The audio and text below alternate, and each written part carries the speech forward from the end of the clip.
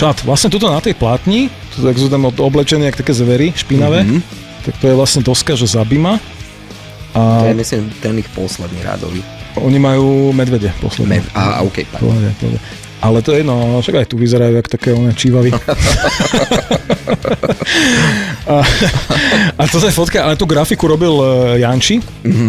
Fantastický grafik. To je z najlepších umelcov, ako čo poznám. On aj kreslil pre nich vlastne, pre kapelu. Tak? A toto fotka vznikla akože... Ja som ich bol...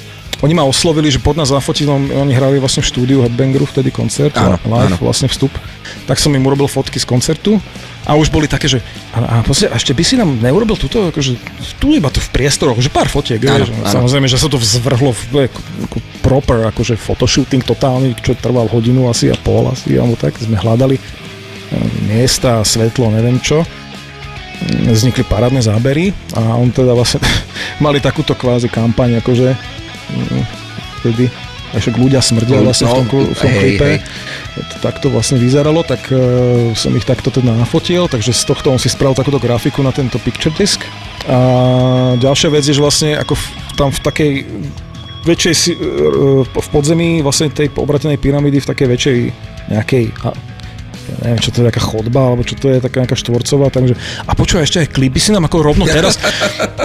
že no v pohode, že ako... Ne, v pohode, fakt ako rád, vieš, tak sme natočili vlastne...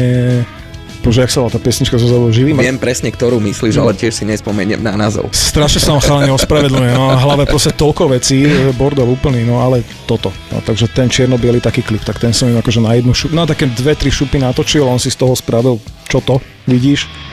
Takže mám aj klip čadu natočený.